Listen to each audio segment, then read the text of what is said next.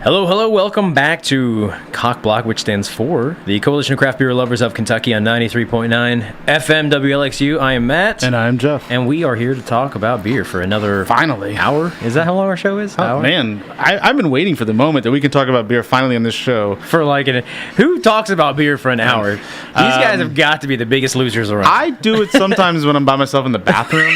Just talk to myself. I'm thinking like, why is this being released? Why is this not being released? Yeah, I got notes going, and yeah, I don't know. So what's going on with you, man? How you been? I've been okay. What are you up to these days? Did we have a show last week? Yeah, we did. We did. Yeah, we did. We had a lot of fun. Well, we got some. We'll talk about what we've had over the past week or two. We didn't even go into what we've been drinking last week. Did we skip that? We did. I think we went straight into. I think we were just so excited to see each other after. I know. 3 Yeah. weeks. It was like we took our shirts off. We hugged. I was so excited to see how much more gray beard. I brought my balloons for you. Nice balloons. Yeah. Is my beard really gray? Grayer. Do you get beard drift? Beard drift.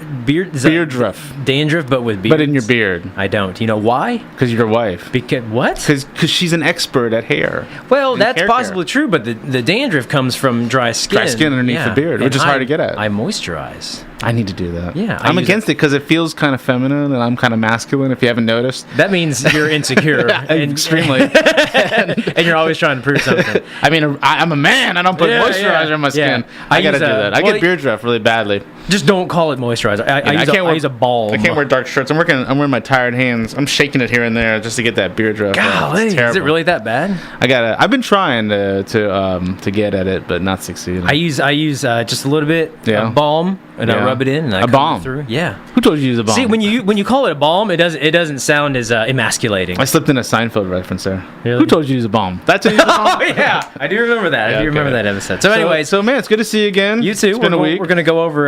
We're gonna touch on our first ever COCBLOK Pint Night coming up on August 9th and give some details on that as well as the actual beer that we're having, which I'm very excited about.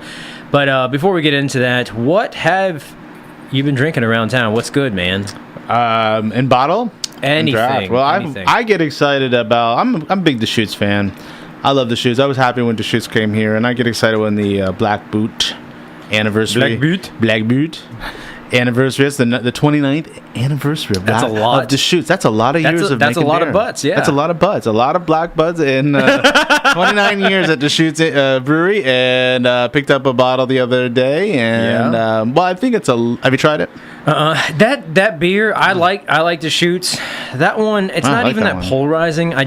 It's a porter. It's a barrel-aged porter. I think like 5 years ago it was something pretty profound, but there's a lot of stuff that's kind of surpassed it now. But it's a good, very tasty. Yeah, very it's a affordable. Good mainstay, yeah. This one's got a little cayenne, I think, and cinnamon. Okay. And I thought maybe a little bit thinner than years past, but maybe it's just my mind playing tricks on me. But I still enjoyed it very much. Very tasty. Blackberry Farm, 1976. I thought was pretty tasty. Have you had that? That whole brewery is your jam. I love Blackberry Farm. No, man, awesome. I'm always down to try it whenever it becomes available.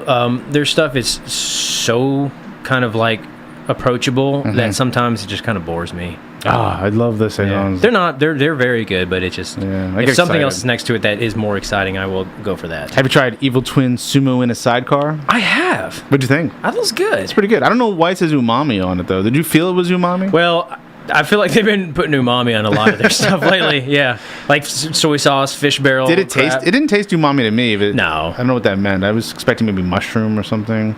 Well, what I understood, it's that's the apricot IPA, right? Yeah, but it said something on the label of umami flavor and apricot, whatever that means. Yeah. It just says, it was enjoyable. Yeah. No, I was actually surprised. It was kind of hazy, and that's like the whole. I love all that craze. stuff. Yeah. That was Arcade. I cannot get to Arcadium on a regular because they open at 5. First of all, I know, but I know they have every now and then they have something really interesting as well on by Evil Twin. I think we need let's start petitioning them open at. Well, we started. What time did we start? We started at 3, so they need to open at 2. Yeah, like on Mondays only, which is the worst day of the week for business. I understand that. We'll be there. Well, hell, we'll just see if they open up at 4, and then we'll just go like right. I don't think there's been a time I've gone to Arcadium. Usually it's a date night thing, Al's Bar, and then across the street's Arcadium, which is right across the street from us in the Steam Academy where COCBLOK takes place. That's the most frustrating part is we drive by it every single time we come here. I don't think I've ever gone in there and not found at least one thing I'm like, oh, I've never had that. Plus, that's interesting. Yeah. Oh yeah, I agree. I was over at the Beer Trap, which is mainstay for beer nerds was in Central Kentucky, and met a nice gentleman. We were chatting about beer and the scene, and he was asking me what the best beer bars were. And of course, Kevin Patterson from Beer Trap is standing right in front of me. So I had to be like, oh, the place we're in, of course, it's amazing. But I mean, honestly, I think a lot of people would agree that is probably the best place. But I actually told him, I was like, you know what? If you're not here, I would try Arcadium. Well, and I was telling him about it. It has more taps than Beer Trap. Yeah. I mean, Beer Trap's great, too. It gets good taps. And they have a great bourbon selection. And Arcadium has a fantastic bourbon selection. And they got Street Fighter 2. If they only let kids in there, I'd be in heaven, man. Isn't that ironic? They have like all these old school arcade games, video games, and then now I've seen like people towing babies in there, but I'm sure it's it's something different. Judy, you want to say something? I'm the best. Well, that's my boy. Yeah, we got kids here. We have our guest today is 6-year-old Judah. Bring your kid to radio day. It's not even beer radio day. I know, we don't get paid for this. Well, there's no school, and I spent all my money on their camps. I had been away for a while, so I was over at Blue Stallion with my kids on. I think we were just bored on Saturday, and we were bored on Sunday too. So Saturday took them to Blue Stallion, Sunday to Pivot. Blue Stallion had a bunch of stuff, including the highly, highly underrated guest tap of Highland Hawaiian. What's it called again? Hawaiian Lounge Juice. Highland, really? I love Highland. This is the North Carolina Asheville. One of the original Asheville breweries before Asheville was Asheville. They hired about a year or two ago a new brewer. I forget her name, but she has been pumping out really great IPAs. Really? I think she came from another big brewery. I just can't remember off the top of my head which one it was. Okay. And I just don't think it gets enough local love for the IPAs. Yeah. They're doing some solid stuff. And this is I don't know if this was in bottle or not, but it was on draft at Blue Stallion.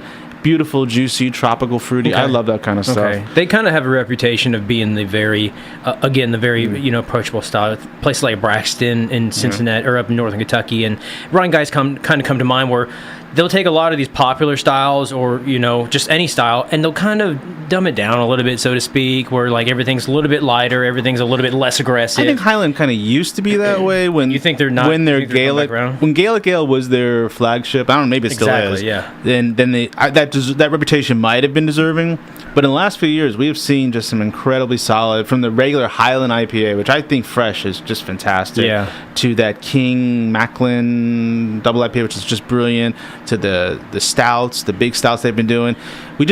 I don't think they have good rep here, and they're not pushed enough. If you go to the chain that I go to in Beaumont, they're on the lowest shelf. Yeah. And I don't think they get enough kudos for the really good beers they've been putting out in the last couple of years. Just as good as any other Asheville brewery that we all drool over.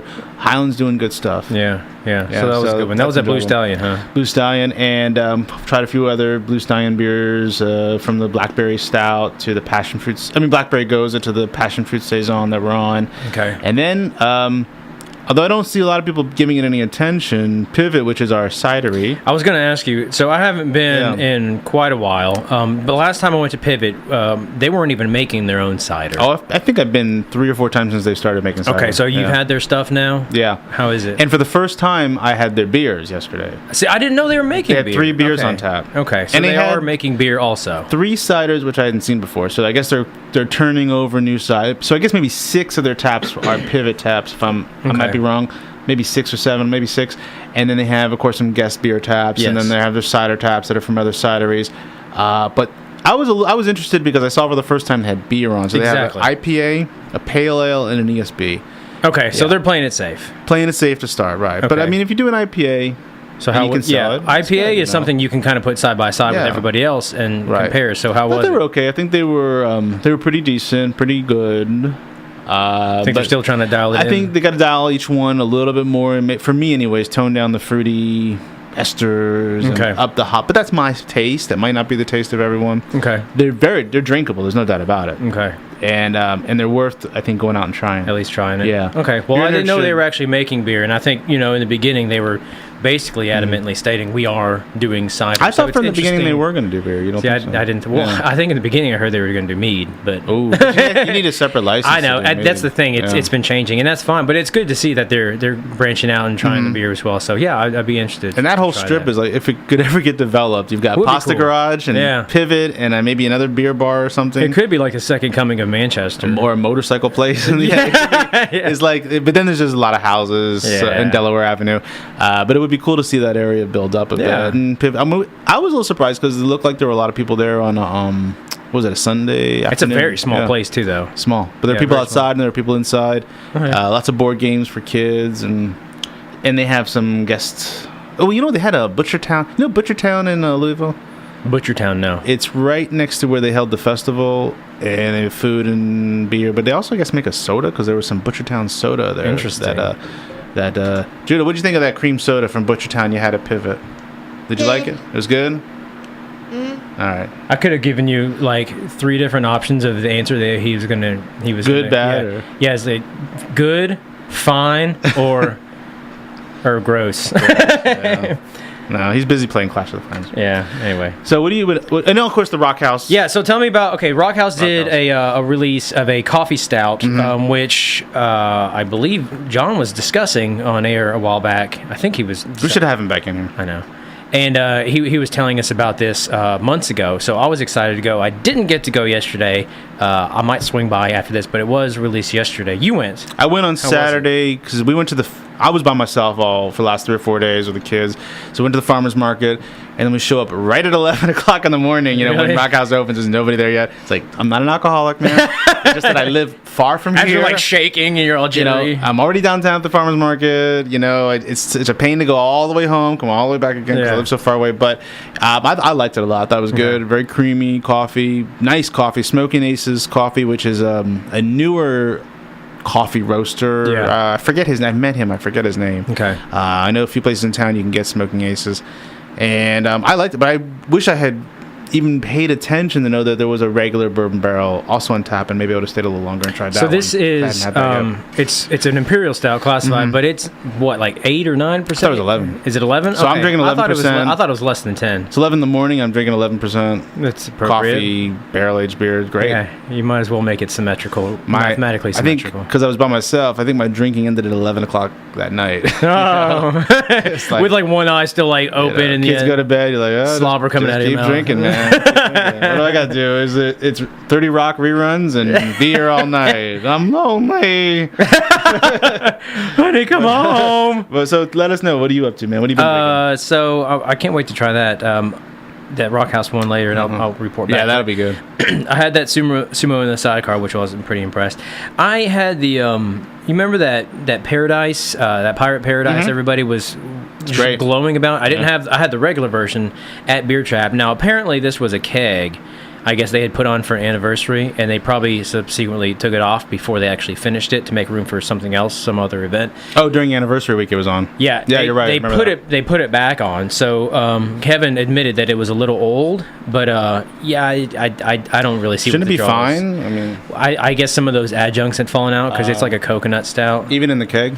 I didn't get much of anything in there. You get that kind of all those prairie stouts. They kind of have like their own. Using that word again, their own umami, their own like kind of like mouthfeel. And this is the one I had at the festival.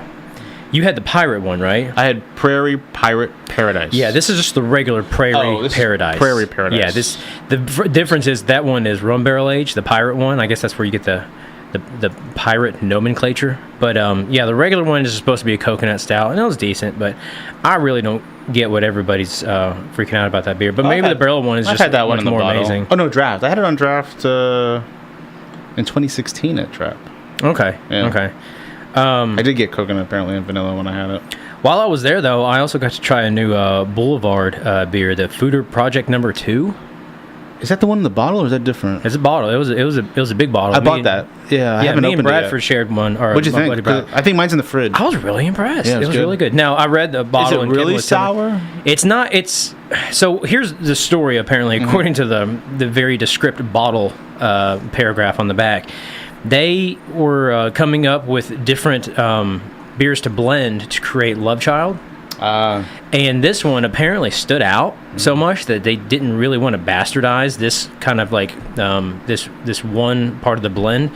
So they decided to give it its own release, and that's the Project No. 2.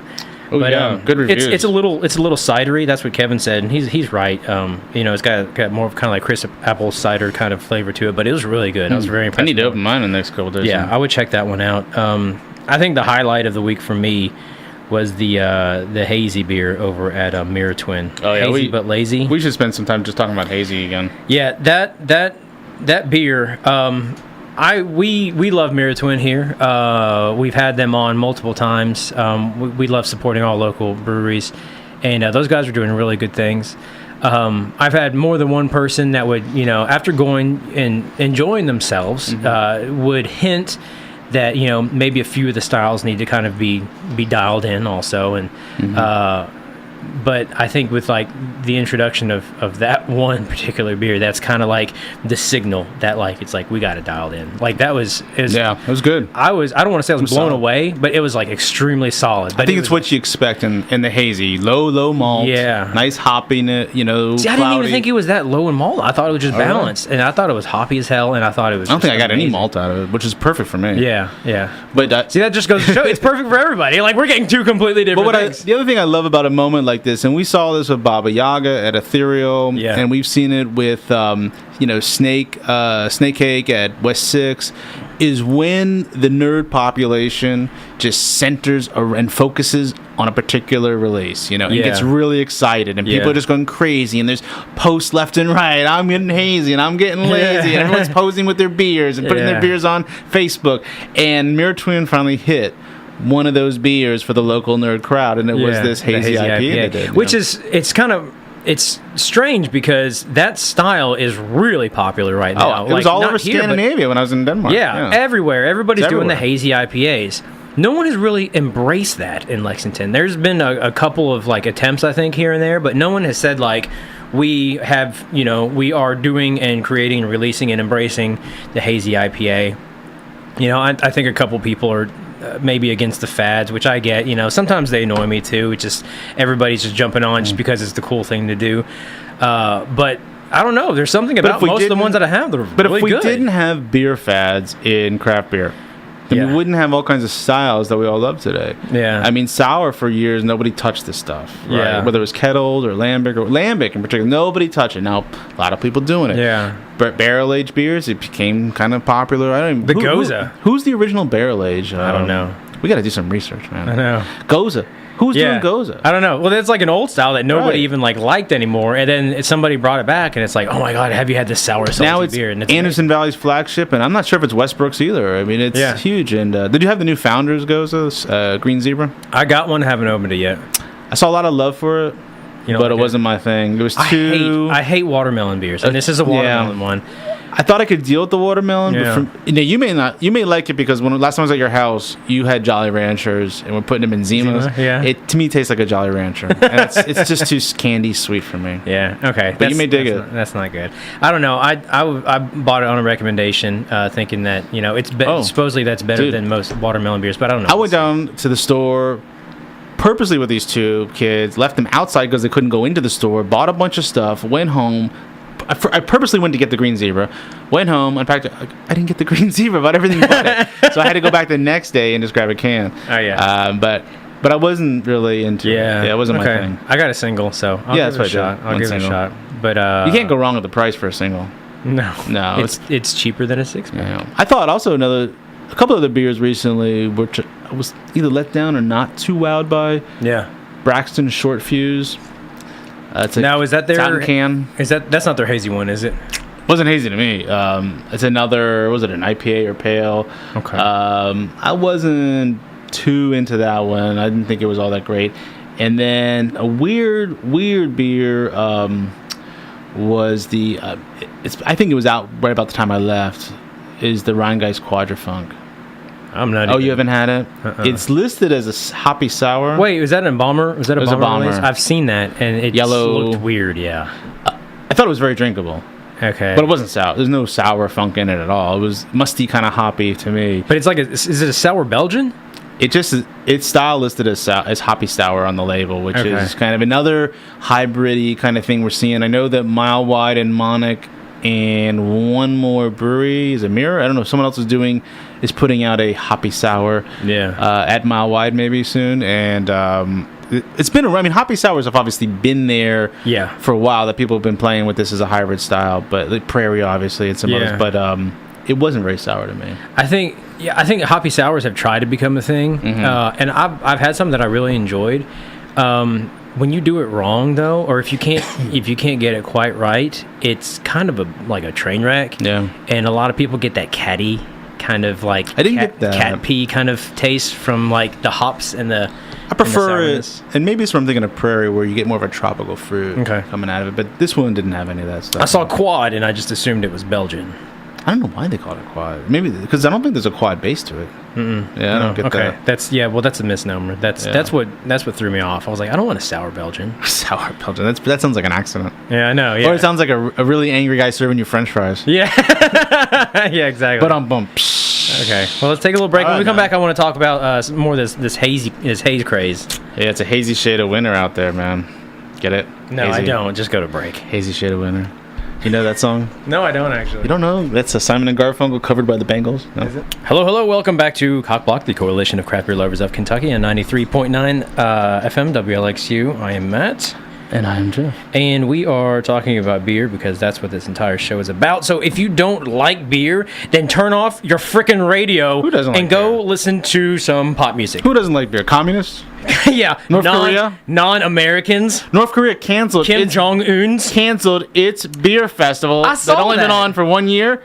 They don't like beer. So that's who doesn't like beer. They called it an annual beer fest, and they had one. And then, then that was it. The North Korean Craft Beer Festival featuring what beer? Yeah, what beer they featured? But also, they decided they don't like beer. We should attack North Korea just over that issue alone. I've never wanted to set foot in North Korea, like literally out of fear or steal a poster. Like, yeah, exactly. Yeah. Literally out of fear of like getting killed. But that seeing a North Korean beer fest, just like for a second, I was like, like seriously, what kind of beer do you think that they're making in North Korea? Lagers, German lagers.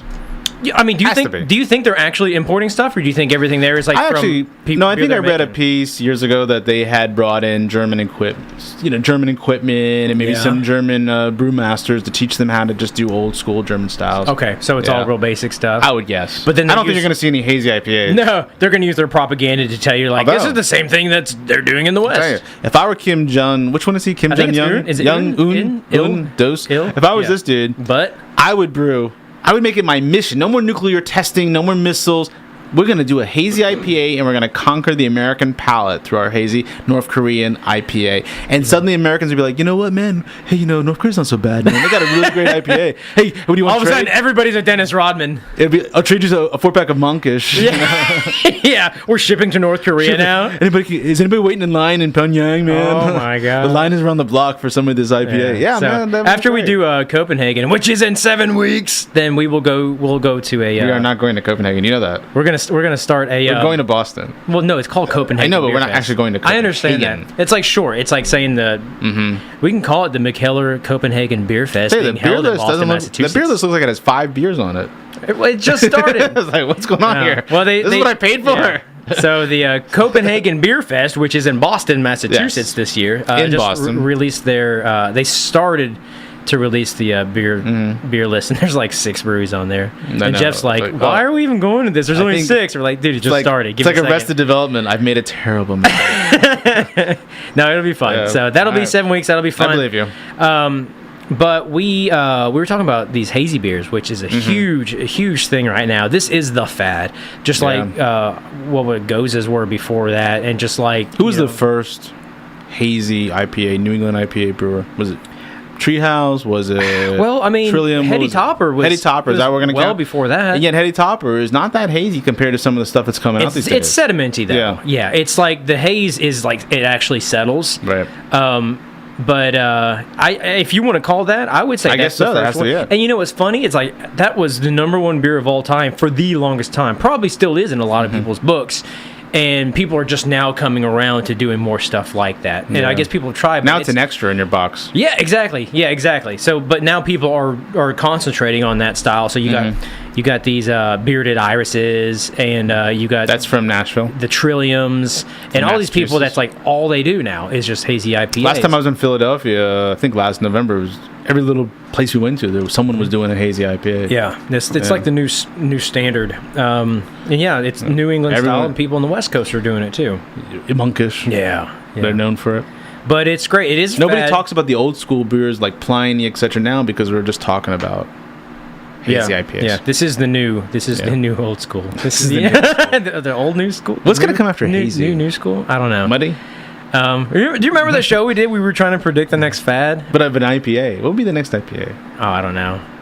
Fruited is starting to. Mandarin is out there. Mandarin IPAs, orange IPAs, grapefruit IPAs. Lemonade IPAs, iced tea lemonade IPAs, getting out of control. Pink lemonade IPAs. Yeah, the raspberry IPAs. But I like to see from the hazy to the muddy. Maybe it's just all muddy. Like just got mud in it. Like literally add mud. Add mud to that. Yeah. This tastes sedimenty and dirty. But it's great to see. I know for last year or two we've seen a lot of beer nerds in town say, why doesn't anyone in Lexington make one of these New England IPAs? How hard could it be? Everyone's making them. And then there's all the question of, do you add flour? Is it oats? What is it? What's creating the haze? Yeah. Well, I remember Hoofhearted was doing it. Hoofhearted, another brewery we don't talk as much about. Yeah, and they were... Since Jason Chisholm stopped. Yeah, the Mule of Marengo. But it was... it kind of became an ongoing joke. It's like... For a short while there, everybody was like, well, how are you getting this haze? You have to be adding some sort of adjunct that actually does not, benefit by adding at all. But after like a couple months, people just forgot about it, and people just started doing it, And then the other breweries were following suit because it is popular. And it is a fad, and it's a little annoying, but honestly, I've had a lot of really good ones, All this stuff that Mile Wide and Bearded Iris around these areas have been putting out has been really stellar. And like you said, no one in Lexington really embraced it. Right. Saying like, we are, even if we say we understand this is a trend, it's like it's ideological. Everybody wants it, so like here's one. There are brewers who are just against this, who think this is the worst thing that happened to beer. Yeah, if I was a brewer, I might be swayed to be against it too. Why though? But I mean, from a economic or from a business standpoint, you kind of can't. Well, I asked Derek what he thought, and he thought Derek from Mirror Twin, yeah. I mean, he said that maybe some local brewers are afraid it won't sell. Yeah. Although I don't think that's true. I think Mirror Twin blew through 5 kegs almost in a weekend. Here's the thing. So Mirror Twin creates one, and it's arguably the best beer that they put out.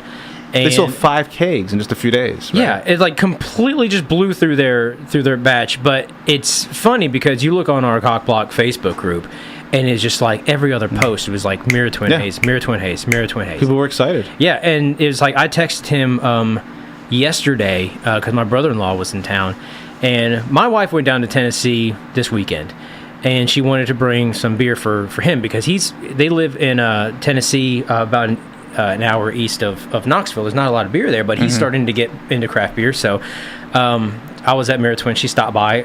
I gave her a Citronomical, which is her favorite there, and then I was like, you got to try this new hazy one. She brought it down there. He came up the next day to get some. Drove all the way up. Yeah, 2 hours up here. He had another excuse to come up, but he came up here. He's like, I got to get some more of that stuff. So I texted Derek last night, and I was like, do you have any left? They're down to, I think he said, like half a keg left.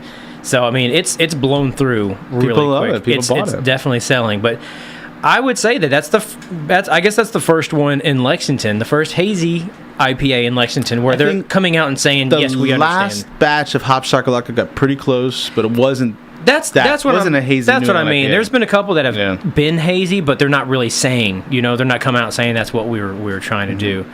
So this is embracing it, and they got a home run hit. So what's going to happen next? Are we going to see all the breweries jump in and bandwagon and go, you know what, we have to do one? Well, I don't know. I think the first thing we're going to do is we're going to make our own. And so COCBLOK, our group is doing we mentioned this a little while back. We got Pazos does pint nights every Wednesday, to where you buy a certain beer and you get to take home a glass that is branded with that brewery. And we are doing our own pint night on August 9th over at Pazos at 6:30, and you will actually get a branded COCBLOK glass, and it'll have our name on it. Shaker pint. I think it's actually a Willy Becker.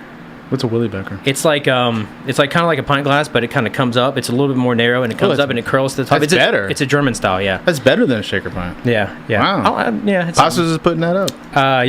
Yeah. So that's what I've been told. So, but I haven't actually seen it yet. But it will be there on August 9th, and we are collaborating with Ethereal to do a hazy IPA. And we were all kind of talking about it, like that's what everybody wants. That's what's popular. Let's just do it. and asked them what they wanted to call it, and Andrew was like, let's just go with the fad. It's fantastic. And he wanted to, I think, start doing these kind of like popular like beers that are whatever's, you know, the fad is popular at the time. So right now it's fantastic. Volume 1 is the Hazy IPA. But it's fermenting away right now. It should be ready to go. And on this Tuesday coming up, Wednesday, August 9th. Well, guys, someone's got to save me one of these because I'm going to miss it. I'm going to be out of town. Well, fortunately, right after that, we don't have a specific date set out yet, but Ethereal will be bottling it as well, and then we'll be doing a bottle release. And even having a little COCBLOK logo. Oh, that's great. I'll keep the label. I'm so excited about that. Yeah, it's like the first ever COCBLOK collaboration. It's like, how did you collab with this beer? I was like, I don't know. We just told them what we wanted. Where did you brew the beer that a couple years ago you did a COCBLOK beer, right? Well, that was a homebrew. That was a homebrew. Yeah, that was where our good buddy Ben Ho, which was Goza. That was another fad beer. You know what I'm saying? So, but that's what people want, and we are the coalition of craft beer lovers. We like to keep the fads alive. Well, we have to because I mean that's the whole polyester pants. Yeah. Chains around our neck. Yeah. Ray-Bans. Members only jackets. Jinko jeans. Jinko jeans. You remember that? Do you have any Jinko jeans? No, man. I've only worn... I've been a lifer with Levi's. I've never strayed. I've always been a Levi's man. Yeah. Yeah. You shop for jeans at Sears? Nah, well, there's no Sears anymore. It's closed. Sears went out of business in town. Yeah, they did. They're opening up some like mattress and appliance. I don't think they have any jeans there though. Yeah, I don't know. I could look. I'm not sure. It was just another excuse. I kind of miss buying my jeans at Sears. Yeah. And also at Kroger. You can buy jeans at Kroger. I never understand. You were a high dollar shopper, man. I cannot understand Kroger. I can't understand any store where you can buy food and furniture in the same place. It's like, no. That's like Walmart. It's like Kroger. Yeah. It's like at least Beaumont Kroger. I don't know the other ones. I guess you can, but if you do, then you can buy clothes at Beaumont You are Kroger. the pariah. Yeah. I'll buy this jumpsuit and a cantaloupe at the same time. Yeah. Get my shopping all at once. Yeah. Well, anyways, August 9th, 6:30, Wednesday at Pazzo's Pizzeria. Right. The first ever COCBLOK collab beer. Can people bring dates? Was that okay? Everyone except for everyone. You. Yeah, you're not allowed. I wish I could. You're actually not even invited. All you do is say take you off the list. Hazy IPA, and I'm like, I'm gonna try that. Fantastic Volume 1 Hazy IPA will be released there. You'll get to take home a glass, and then we'll be doing a bottle release probably that weekend. I think we're guessing like Saturday or something like that. I think I'm coming back. Should be fun. Should be good. I'm gonna be back Saturday, so okay. Hopefully I'll get a chance to get over there. Maybe. I will personally make sure that all of it's gone before you get back. I'll send you a text and say, grab me a bottle. I will grab it, and then I will drink it. And then you break it. I'll grab it, and I'll drink it. And as I walk over to you to get it, another one. It'll slip out of your hands on purpose, and it'll hit the ground and go, what's up? Yeah. No, I'm actually going to take it, and then I'm going to throw it behind me as far as I can. And then it'd be like, go get it. I would go get it, though. You probably would go. And then it's going to land in some trees and be whole, and I'll be like, damn it. Well, want to take a quick break? Yeah, take a quick break. Welcome back to COCBLOK, the coalition of craft beer lovers of Kentucky on 93.9 WLXU FM. Me llamo Mateo. Have you ever been over to a friend's house to eat and the food just ain't no good? Do you know this song? You're supposed to say your name after I say my name in Spanish. I know, but I was just rapping because I know everybody likes to hear me rap. You're such a good rapper. Oh, I'm a great rapper. Yeah. Like Muhammad Ali, I rope a dope. I found a pubic hair on my soap.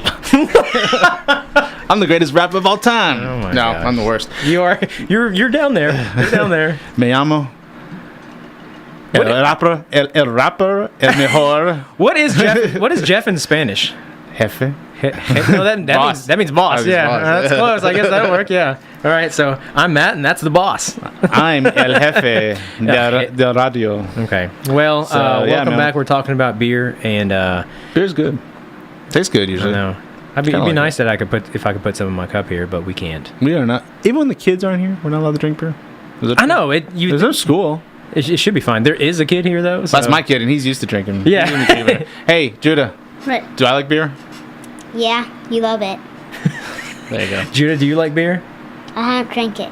Ooh, that's smart. He said I haven't. Right? I haven't. Okay. The funny thing is that cream soda on it. It said adult.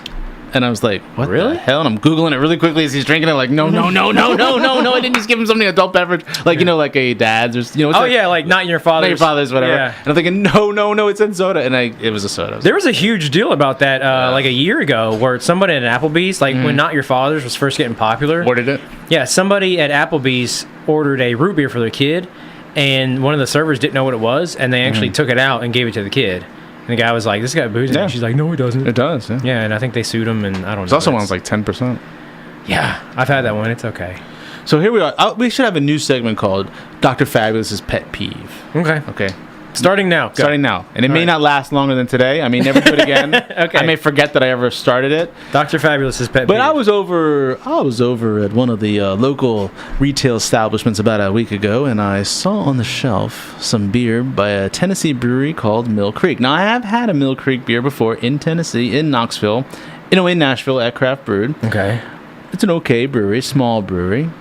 But I'm interested because it's the second small Tennessee brewery in the last couple months to come to Lexington. The other one being, is it Tennessee Beer Works? Okay. And I'm wondering, how long are these breweries going to last in Kentucky? Because it's not that there's nothing wrong with them. They're fine. Yeah. They're great for ticks, obviously, if you're a nerd. And if you're a casual drinker, you might pick up a 6-pack here and there. But the odds of them selling that much beer here are so small because they don't have representation. They don't have a rep here.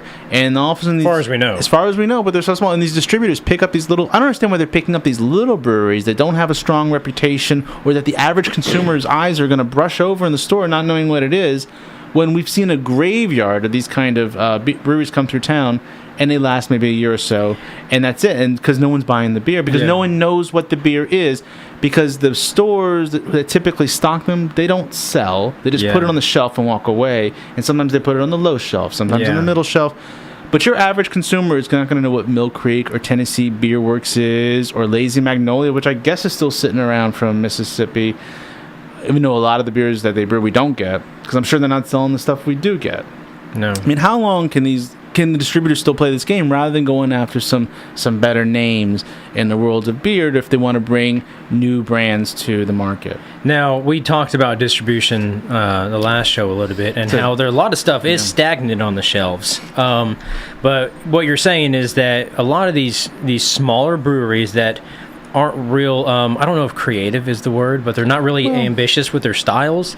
They have a lot of the traditional styles. You see a lot of ESBs, a lot of pale ales, and then the ubiquitous IPA. But there's nothing to stand them apart, either from a marketing standpoint or from like a quality standpoint, from stuff that we can get from West 6. Sometimes I think it's quality. So what's the name of that brewery that I don't even know if we still get their beer. They're from Columbus, Indiana, 465 or something like that. Yes. Now I think they're a big business. See, I don't think they were making very good beer. Every time I try something from them, I didn't like it. I kind of agree with you. And I don't like wrinkle your face. You're like, I don't know. I haven't looked very closely to see if they're still on the shelves either. Now, but that's another one of those breweries that kind of comes and goes. Yeah. And maybe a few pallets hit town. No one's really buying this stuff. They're is it 450 North? I can't remember. 450 North, excuse me, that's what it's called. 450 North. Their situation is a little bit different. They do different things other than beer. I think they have a winery. Oh, okay. They have like a huge restaurant. Apparently they're a pretty large enterprise. They're not like chaining it out, but I think they're like these Rhine guys where you see they just have a really aggressive distribution plan. Regardless of what they sell. But not the same quality as Rhine guys. But quality-wise, yes, you're right. They may have marketing power, they may have marketing dollars, but they don't really have the quality. But they didn't even master the market here, because no, they didn't. I don't think their stuff ever really made it here and did very well. I don't know if I've still seen them on the shelf, but And I would say this, and I don't know, it would be nice to have a distributor in here tell us a little more about the game. I know the game goes both ways in the sense that brewers look for distribution and distributors look for brands. Yeah. If I'm a distributor and I'm looking for brands, I don't understand why, though, I'm looking for these small little Tennessee or whatever Indiana brands that don't have brand recognition yet. So if I were to go out right now tomorrow and say, okay, what brands in a hypothetical world that I could bring to Kentucky, meaning that they actually have the capacity to produce enough beer and they want to come to the market, etc.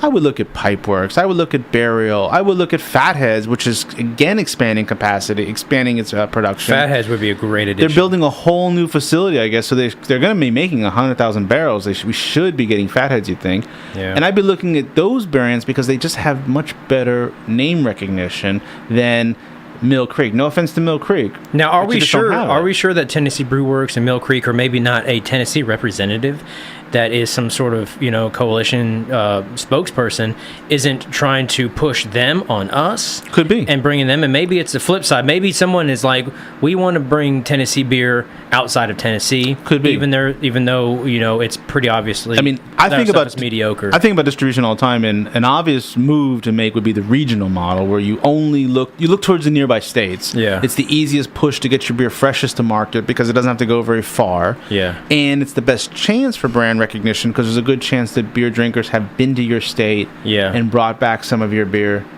to where they live. Okay. So even Country Boy's model would be, maybe they can correct me, but it looks like regional in the sense that it's Indiana, West Virginia, and for a while it was Tennessee as well. Now, when you go out of the state, unless you're like Shelton Brothers or something like that, no, even if you're Shelton Brothers, you have to do a different distributor for each state, don't you? Because or it could be state, or it could be parts of the state, like in Kentucky. It's not, you don't have the entire state of Kentucky under your belt. You could be in I don't know exactly where the lines divide, but there's kind of the Louisville-ish region that maybe hits up to Frankfurt, and then we're in a different region from Frankfurt to the west for distribution. So you need another. According to what? According to legalities? Yeah, legalities. The way it works. So like you have there's, I don't know all the Louisville distributors. There's River City is one, right? Yeah. And I mean Heidelberg is all over. But I think it's a different license for all these areas. I've seen River City trucks around here though. River City doesn't distribute here. But I've seen their trucks around here. I guarantee I have. I don't know. You sure? I mean, maybe not beer, but maybe something else. Like Eagle, like wine or Eagle something? is this region. But Eagle is not in the Louisville region. Kentucky Eagle. It's another Bud house in that region, but it's not Kentucky Eagle. See, I didn't know that. So there's a Bud in our side, Budweiser distributor for Kentucky Eagle is not actually owned by Bud, right? But they carry the Bud brands plus other brands. Yeah. But it's technically it's illegal for Bud to own them. Now it is. But they do own some distributors, which has been a huge. Like locally, Kentucky Eagle is they took over Country Boy locally, right? Because it was Dauntless locally. They were already, that was in the Louisville section. I think Country Boy locally is Kentucky Eagle. You can see how this is very confusing. They were in the Louisville section Dauntless, but they switched to the Bud house. We do need to get somebody on here to iron like all this Clark. out. I don't know if Clark goes all the way out to the Louisville area either. I think we're throwing a lot of names. Beer House really quick. Our beer distributors for our area is Clark, which is known for, they do Miller Lite, right? Well, Clark does West 6. They do West 6, but I mean their big macro brand is Miller Lite, right? It might be, I don't know, but they did Brew Kettle until we lost Brew Kettle. Okay, but that was now Brew Kettle's out of they're Ohio. Yeah. I thought they pulled out themselves. My understanding is they had a fight with Clark.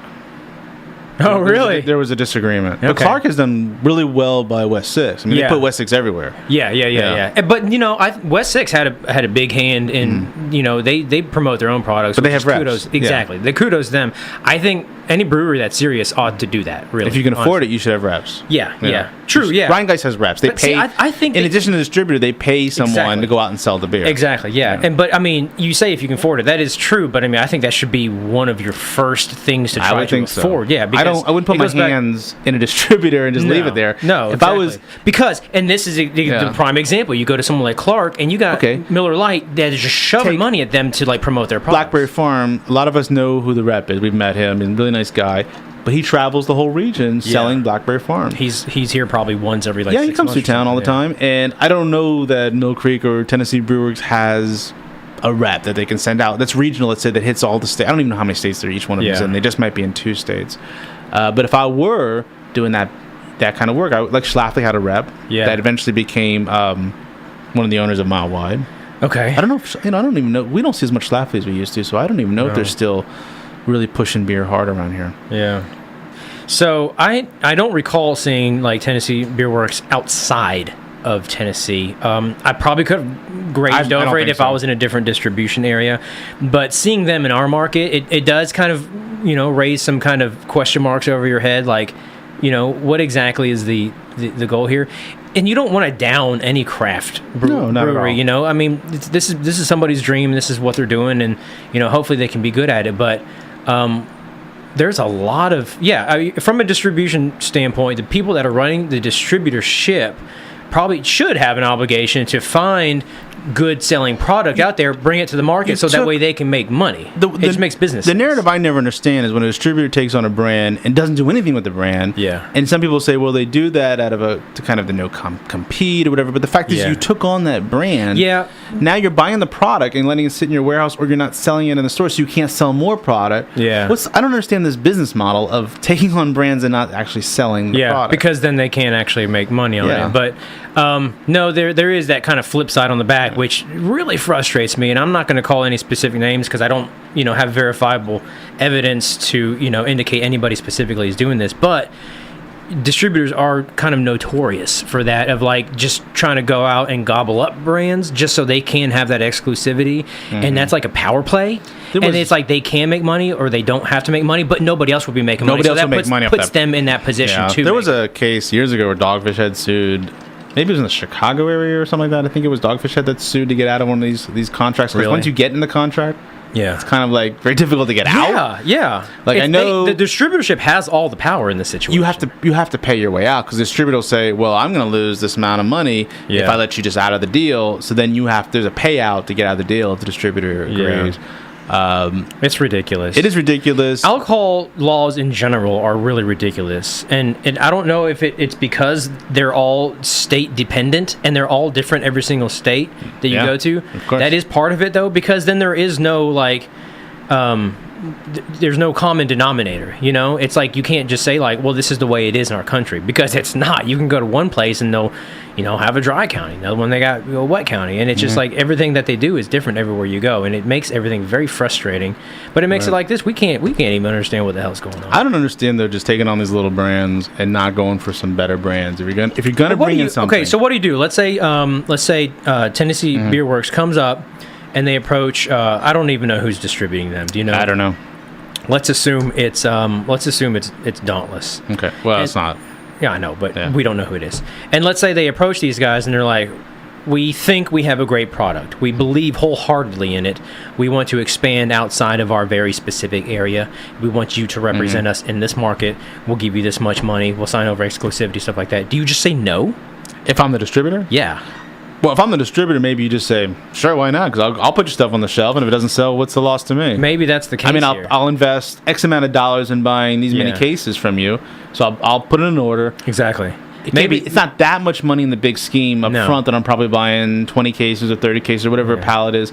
But if it doesn't sell, then I'll set my warehouse. I'll write it off, maybe. Yeah. And you're stuck with me. Or send it back. Or send it back. They maybe even have a clause that, like, if this doesn't sell, we want to return it.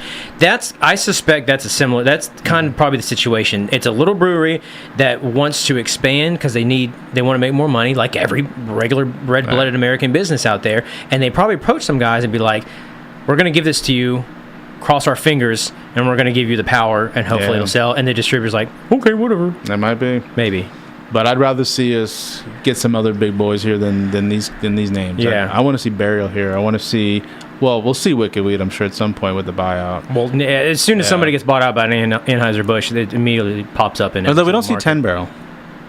No, I've seen 10 Barrel in Atlanta. We started seeing Golden Road. Golden Road's everywhere, yeah. We started seeing. And Golden Road is fine. We didn't get Blue Point either, did we? We get like one Blue Point, I think. Really? Yeah, the toasted lager. But I've seen 10 Barrel in Atlanta in that market. Yeah. But not here. But I also see where brewers keep moving, and I noticed like even Crafted, which is a meadery out of Ohio, just announced it's going to Tennessee. So I noticed a lot of people jump over Kentucky. And why is that? I guess the Tennessee market is better right now. I think the Nashville market's better. Bear Republic is there now. Are they really? I think people see Nashville and they want Tennessee because of Nashville. It's a cool city. It is. Well, it's a big city and too. And they're drinking beer. And they're coming around to beer. They're drinking a lot of beer. It's not Chicago, but it's definitely better than Lexington and Louisville. A couple million people, maybe, right? How many people live there? I mean, as far as like demand. So it's a hipster city, and what do hipsters do? They drink beer. Yeah, they drink beer, coffee and beer. And they wear mom jeans. Have you noticed mom jeans that come back? For moms or for men? For girls. I like that. We went out to the Burl last night. Oh, the Burl. Yeah. Everybody's wearing mom jeans. Good for those women. So weird. Love it. Is it got the Jordache on the back? Oh, I don't know, but they come all the way up to like the lower lumbar region. Has it got that little puffy thing in the front? No. It's just like, there should be some back showing, but there's not, and it comes all the way up to like the bra strap. Actually, no one's wearing bras there either. There's something going on in fashion right now that I can't figure out. It's a revolution. It's a fashion revolution, and it's starting right here at the Burl. This coming from the guy that buys his Levi's at Sears Roebuck. You can't do it anymore. There's no Sears. You're going to be forced to update your fashion trends. I know. Look at this. We're in a Tired Hands t-shirt. This t-shirt was not cheap. Oh, crap. We went a long time. We're ready to go. We've said a lot. Maybe. Okay, too much. Here's the deal. Next time you come back, if you don't have an original outro line, I'm canceling the show. Judah, final words. What's your final word, my man? What's your final word? I don't have one. You don't have a final word? Well, my final word is, can I play on the iPad for longer? All right, there you go. You've heard it here first and last on COCBLOK, the coalition of craft beer lovers of Kentucky on 93.9 WLXU.